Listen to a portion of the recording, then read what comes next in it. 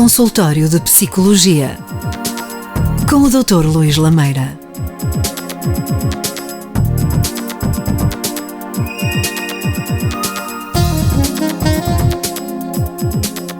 Boa tarde, bem-vindo a mais uma edição do Consultório de Psicologia, mais uma vez com o Dr. Luís Lameira para nos acompanhar nos próximos minutos. E hoje vamos falar de compulsão alimentar. O que é isto? Aquela fobia, aquela necessidade de estar sempre a comer e o que faz mal à saúde e de que forma, vamos perceber com o Dr. Luís Lameira. Dr. Luís Lameira, antes de começarmos, é perceber bem o que é a compulsão alimentar. Bem-vindos, caros ouvintes da Onda Viva e telespectadores da Onda Viva TV. Realmente é um tema muito pertinente, porque cada vez mais estão em voga. Os estudos indicam-nos que os transtornos alimentares têm aumentado exponencialmente nos últimos anos, nomeadamente nos países desenvolvidos. E estamos a falar da perturbação que afeta mais pessoas em todo o mundo ao nível das perturbações alimentares. Temos várias, as pessoas com certeza que já devem estar familiarizadas, não conhecem profundamente, mas com certeza que já ouviram falar de anorexia, de bulimia, e sabe-se hoje em dia que esta perturbação afeta cerca de 2%, falando dos americanos, que em Portugal os estudos ainda são muito embrionários, digamos assim, numa fase muito inicial de desenvolvimento. Estamos a falar de 2% de homens norte-americanos que sofrem dessa perturbação, 3,5% de mulheres que sofrem dessa perturbação nos Estados Unidos, e a nível mundial 150 milhões de pessoas estão diagnosticadas com esta perturbação. Portanto, é muito pertinente falarmos disso, e os estudos indicam-nos, sugerem que realmente em Portugal os valores andam à volta de 2,5% com os homens, 3,5% a 4% com mulheres. Isto, se chegar o verão, aumenta um bocadinho mais, as pessoas já vão perceber o porquê dessa situação. Agora, mas então, em que é que se define essa compulsão alimentar? Como é que alguém pode sentir isso? Realmente há um grande debate científico acérrimo com insultos intelectuais, porque há duas fações. Há pessoas que defendem que o transtorno de compulsão alimentar é uma característica periódica, passageira, como se fosse um estado de embriaguez, em que a pessoa 1-2 vezes por semana se alimenta compulsivamente durante cerca de um espaço de 2 a 2 horas e meia, e come tudo à sua volta, e tenta esconder esses hábitos. E há aqueles que sugerem, neste caso a escola mais atualizada, que nos últimos anos têm dado voga a diversos estudos, para mim os mais pertinentes, a chamada compulsão alimentar, que efetivamente é um transtorno em que nós verificamos se uma pessoa, só no mínimo ao longo de 6 meses, pelo menos 2 vezes por semana, tiver um ataque de fome, em que esse ataque dure entre 2 a 2 horas e meia, em que esconda os alimentos. Quer dizer que está esse tempo todo a comer em permanência? Está esse tempo todo a comer. Só para dar a ideia, para os ouvintes terem uma noção, uma pessoa durante essas 2 horas pode ingerir 10.000 calorias. Estamos a falar sensivelmente de 8 a 10 francesinhas. Portanto, não é brincadeira nenhuma. É uma compulsão em que a pessoa não consegue controlar-se e come tudo aquilo que vê no frigorífico, no congelador, nos armários, principalmente hidratos de carbono, mas mais à frente já vamos perceber porquê.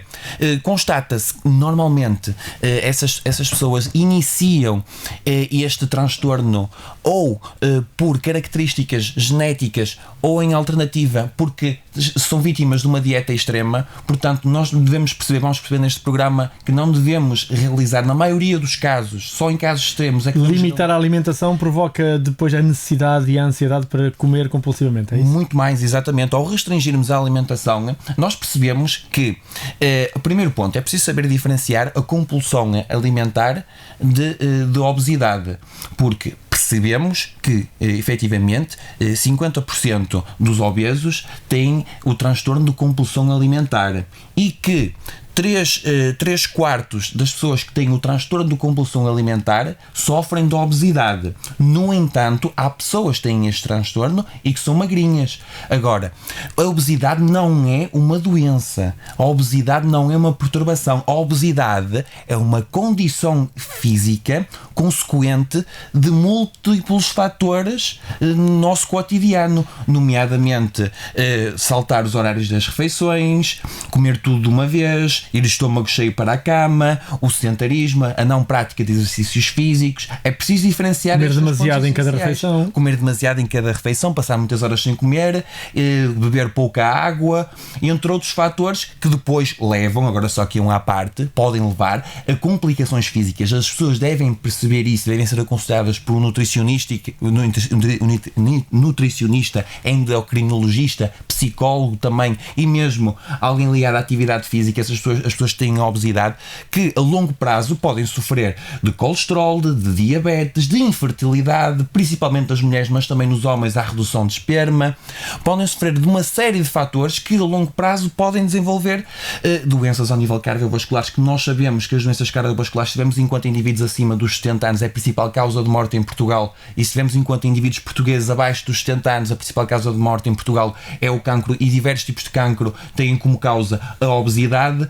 Portanto, as pessoas devem saber diferenciar bem a obesidade da compulsão alimentar, e estamos a falar de situações em que as causas são diferentes. Exatamente, mas normalmente uma pessoa que com compulsão alimentar, que tem aqueles hábitos de comer muito, acaba por vir a ficar obeso. 3/4, 75%, exatamente, estas pessoas que sofrem.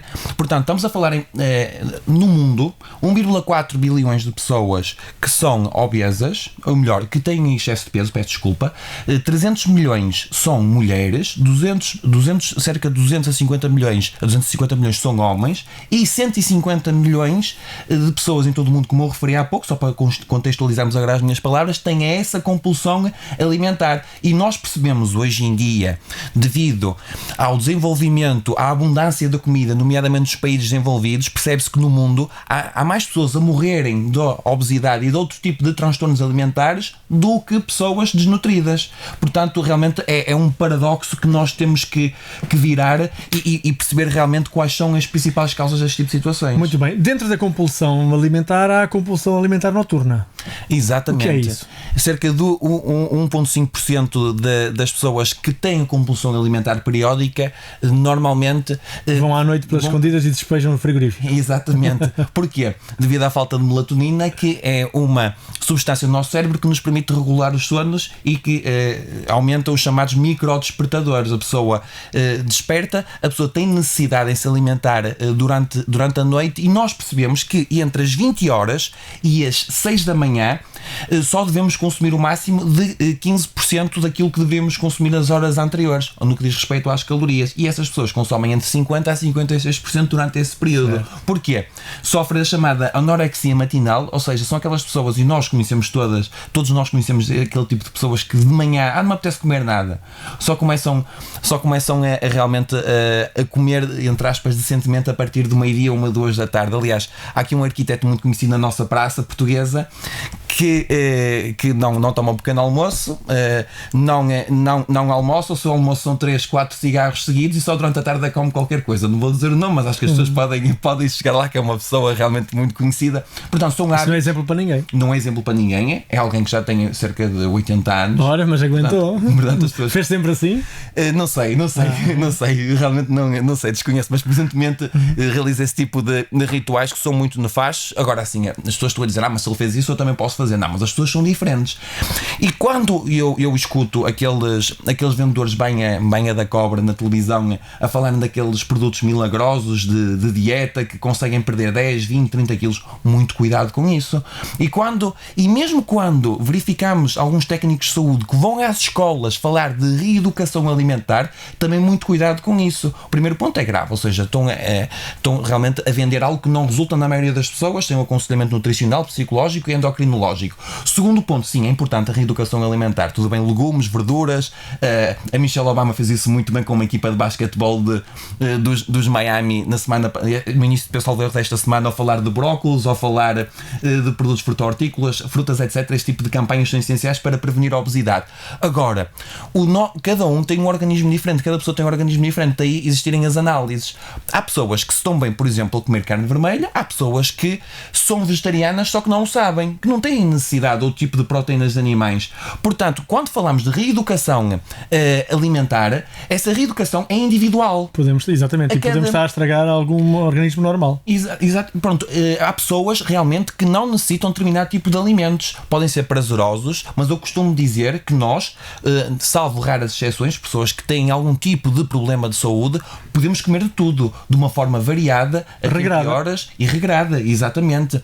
E é preciso percebermos que a compulsão alimentar diferencia-se daquilo que está muito em voga e que é muito mediatizado, principalmente nos sites dos adolescentes, que é a chamada bulimia. Nós percebemos que na bulimia caracteriza-se por normalmente estar presente maioritariamente em mulheres, numa pequena percentagem em homens, tal como a anorexia, só que na bulimia verificamos um peso normal ou ligeiramente acima da média, enquanto que na compulsão alimentar isto é muito importante. Apesar de haver a chamada compulsão, aquele episódio de 2 a 3 horas no máximo, em que a pessoa come tudo à sua volta até 10.000 calorias, como acontece na bulimia, por outro lado, na bulimia, há a chamada a compensação por ter ganho calorias, ou seja, a pessoa vomita, a pessoa entra numa rotina que fica viciada em exercícios provoca o vómito. Provoca o vómito. O vómito é intencional, exatamente, ao contrário da compulsão alimentar. A pessoa não provoca o vómito, a pessoa não procura nos próximos dias compensar o excesso de calorias, a pessoa não procura a realização de exercícios físicos. Sente-se realizado é estar completamente cheio, como diz o povo, enfartado durante aquelas horas. Ela não se sente realizada. Então. Digamos que, e agora eu tenho que falar das causas. É o seguinte, a pessoa... O que é que leva a pessoa não tem fome, na maioria das vezes. Ou seja, a principal causa não é uma causa genética, não é uma causa corporal, não é uma causa hormonal.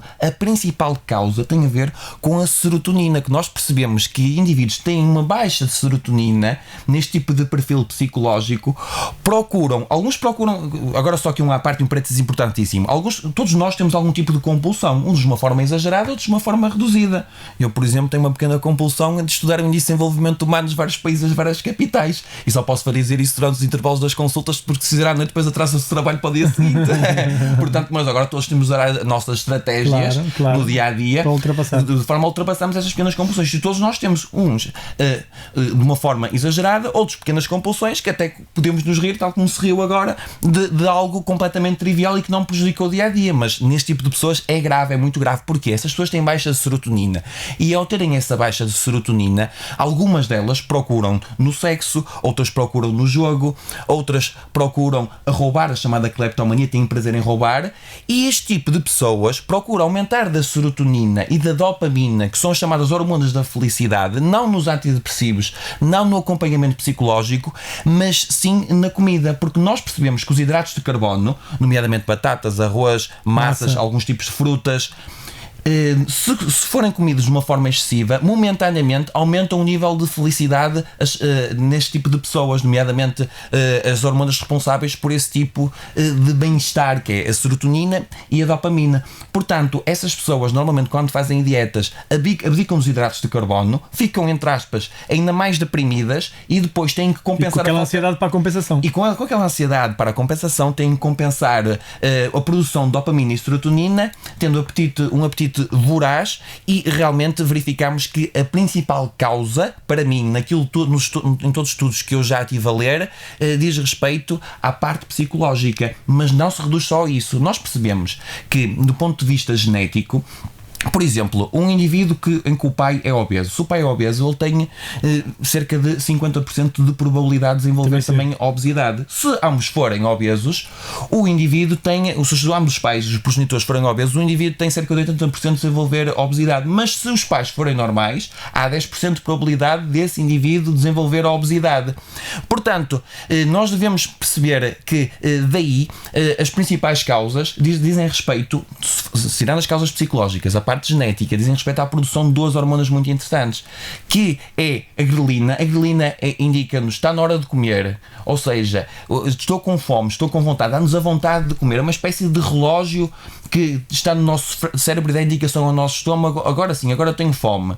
E essa substância realmente verifica-se em excesso em algumas pessoas, nomeadamente as pessoas que sofrem de tal transtorno de compulsão alimentar. Daí nunca pararem, estarem a comer muito tempo. Não param, porque realmente comem comem durante muito tempo porque a grelina está sempre a dar informações, e quando a grelina já não dá realmente o despertar para um novo apetite voraz, há falta de serotonina e há falta de dopamina, e tem que ser compensada de outra forma. Daí eu indicar que em muitos casos, e mesmo na maioria dos casos, a causa é psicológica. Eu estou a falar apenas 10-15% em que a causa é, digamos que, hormonal. Sim, e ainda temos a leptina, que dá a sensação de saciedade. E nós percebemos que essa pequena substância que está presente no nosso cérebro realmente verifica-se de uma forma muito defeituosa nos indivíduos que têm predisposição para a obesidade e para a compulsão alimentar. Mas aqui a principal causa, e que eu quero referir e que os ouvintes devem perceber, é que vivemos cada vez mais num ambiente isolado,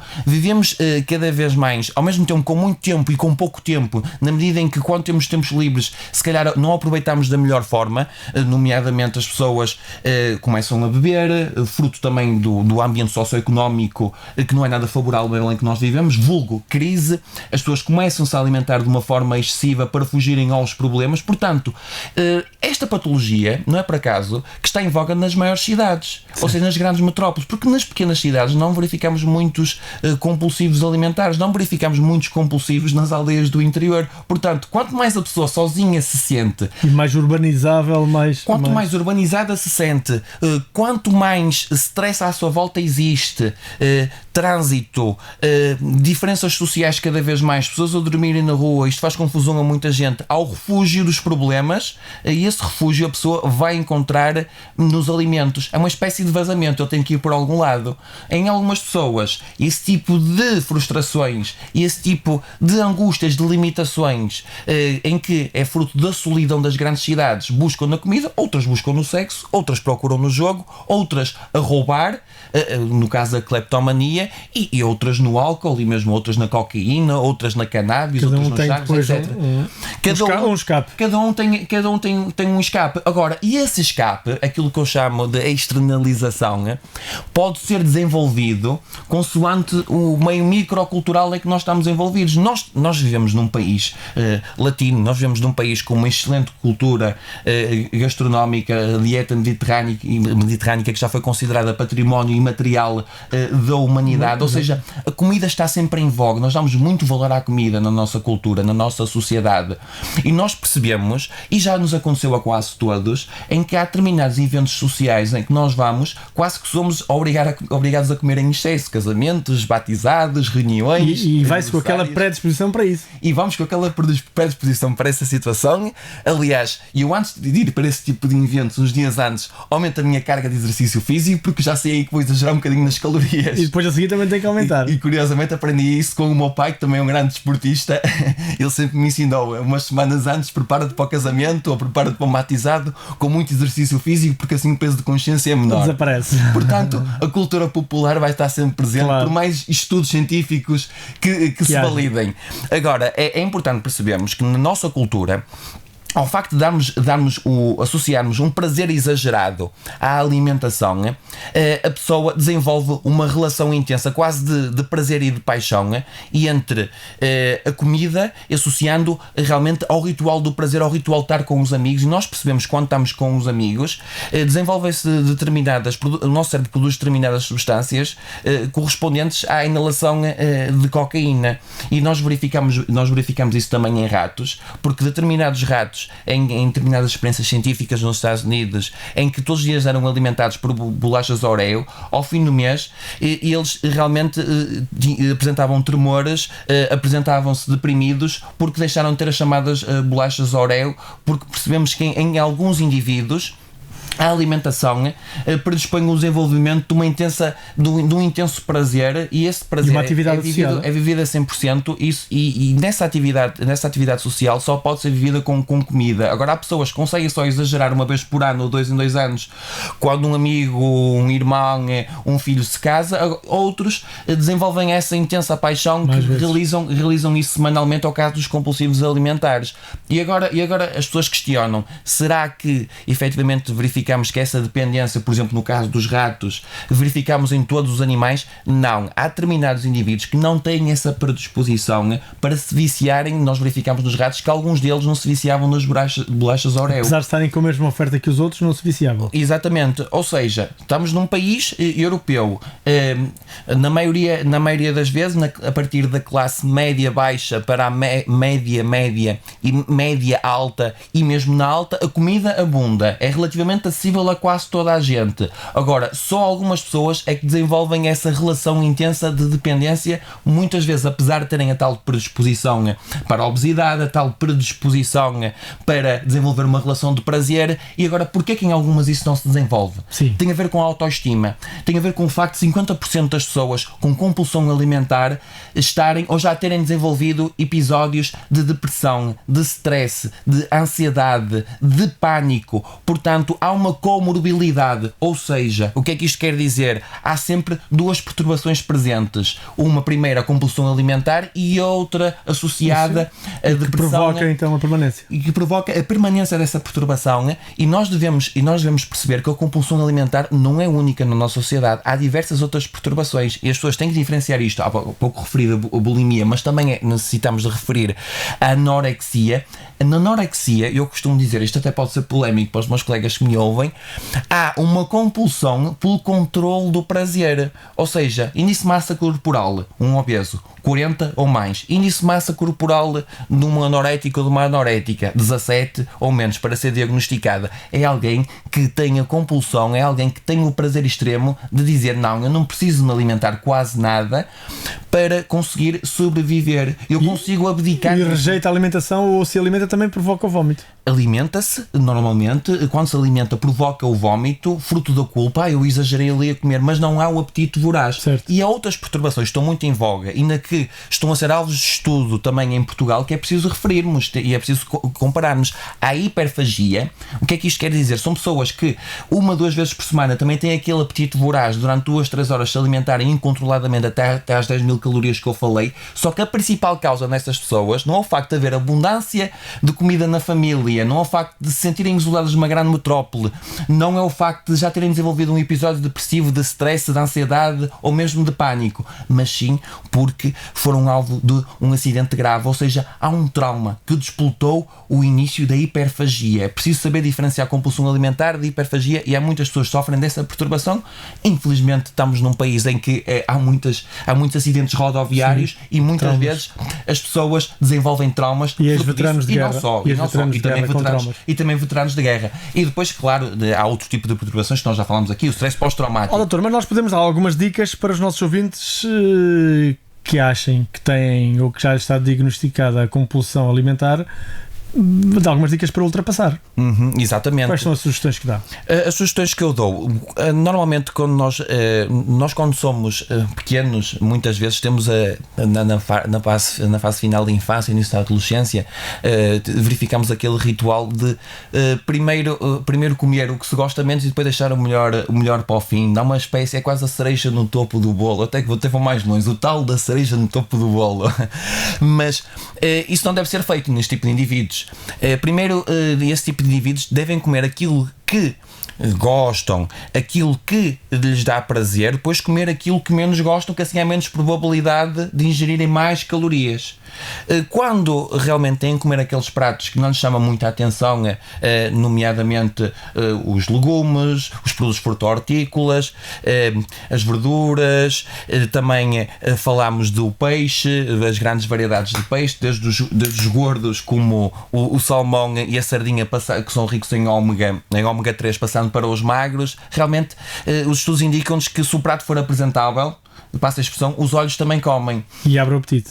E abre o apetite, mesmo que as pessoas não estejam muito predispostas a comer comida que não são fast food, e essa comida que eu referi agora, este tipo de pratos, não estão presentes os hidratos de carbono, são aqueles que espeletam o aumento da serotonina, mas que são muito importantes também para a nossa sobrevivência e para a manutenção do meu raciocínio, atenção, memória, concentração, etc., nomeadamente a substância ômega 3. É importante o exercício físico, 3 vezes por semana no mínimo. Antes do exercício físico, comer uma banana é essencial. Depois do exercício físico, as endorfinas vão aumentar, o prazer vai aumentar, e nós sabemos que depois do exercício físico, as endorfinas ao aumentarem, as nossas pessoas que comem em pratos de cores muito fortes, o vermelho, o amarelo, o rosa-choque, têm probabilidade de não terminar esse mesmo prato. Isso é essencial, principalmente naquelas pessoas que têm grande dificuldade em se controlar. Os adeptos do Benfica são mais magrinhos, comem pratos vermelhos. Se vimos por aí aqueles adeptos realmente que têm uma decoração associada com a sua cor futebolística em casa, confirma-se. E é essencial. E essa imagem transmite, o cérebro reconhece e as pessoas. E isso é inconsciente. É inconsciente. Perdem o apetite ou comem muito menos só por facto de ser uma cor aberrante. Só por ser uma cor que é forte e que não é comum nós comermos em pratos vermelhos intensos. É verdade. E é fora do comum, e realmente o cérebro vai estranhar. E ao cérebro estranhar, vai rejeitar automaticamente, ou se não rejeitar, as pessoas comem pequenas quantidades. Normalmente aquilo que acontece na maioria das pessoas é que elas começam a comer bastante menos. É essencial tomar um bom pequeno almoço, comer 2 em 2 horas, e depois, ao contrário do que algumas pessoas dizem naqueles programas televisivos que falam sobre nutrição, não vamos rejeitar os hidratos de carbono. Os hidratos de carbono são essenciais mesmo para essas pessoas. Em menos quantidade. É necessário em menos quantidade, de uma forma regrada, porque se a pessoa ficar 1-2 dias sem comer hidratos de carbono, o que é que vai acontecer? Nomeadamente, na próxima vez triplica. Vai triplicar, quadriplicar, e realmente há mais probabilidade de haver esse tipo de ataques. E eu ainda queria referir a outros tipos de perturbações que nós vemos. Então, rapidamente, para terminar, em clínica, principalmente nas crianças, apesar de não estar presente a compulsão alimentar, porque ela é desenvolvida entre o final da adolescência e o início da fase adulta, está presente uma perturbação muito curiosa, muito peculiar, que é chamada pica. São crianças que desenvolvem disfuncionalidades ao nível psicossocial que leva-as a se alimentarem de alimentos mais inusitados, nomeadamente balões, excrementos, pequenos brinquedos, e têm a compulsão de se alimentarem desse tipo de alimentos. E também verifica-se cada vez mais nas crianças e nos adolescentes, nos pré-adolescentes, até 12, 13 anos no máximo, o chamado transtorno de ruminação alimentar. O que é que isto quer dizer? Há uma regurgitação, a pessoa mastiga, a pessoa acaba muitas vezes por não engolir a comida, rejeita a comida e volta a mastigar a comida que outrora tinha de engolir. Isto são outro tipo de perturbações alimentares que estão presentes, estão cada vez mais em voga, nomeadamente nos países desenvolvidos, e que também temos de diferenciar da compulsão alimentar que nós já falámos agora. E deve-se dos hábitos alimentares, ou deve-se mais ao ambiente em si, stress? Deve-se ao ambiente, ao stress, muitas vezes à depressão dos pais, com o aumento da depressão, com o aumento das doenças psicológicas. Nós verificamos que essas crianças têm uma maior predisposição para desenvolver esse tipo de transtornos alimentares, e nós constatamos que em muitos casos estes transtornos alimentares são consequência das más práticas educativas facultadas pelos pais às crianças. Porquê? Nós verificamos muitas vezes as mães e as avózinhas por este país todo que durante muitos anos ainda têm algumas o comportamento de dizerem aos filhos e aos netos: agora vais terminar o prato até ao fim, porque no meu tempo era muito difícil, porque estava muito a ganhar. Não, a criança não deve terminar o prato até ao fim. Se não consegue, para. Se não consegue, vai parar, porque realmente aquilo que estão a fazer é uma atrocidade para com a criança. Eu quase que diria que muitas dessas crianças podem desenvolver o tal comportamento alimentar de obsessão e de compulsão, porque a criança vai desenvolver uma relação com a comida que não é mais funcional. Sim, a criança não deve passar fome. Agora, nem 8 nem 80. Muito bem. Doutor, vamos ao pensamento da semana para concluir? Muito bem. Um pedaço de pão comido em paz é melhor do que um banquete comido em ansiedade. Concordo. Vamos terminar aqui o programa de Consultório de Psicologia de hoje. Doutor, se algum ouvinte nosso quiser usar os seus serviços, como deve fazê-lo? Podem entrar em contacto comigo para o 91 500 24 56. Estou disponível para acompanhamento psicológico em Barcelos, na freguesia de Manhente, e no Porto, no campo 24 de Agosto. Em alternativa, na próxima semana cá estamos para novo Consultório de Psicologia com o Dr. Luís Lameira. Até lá, se Deus quiser.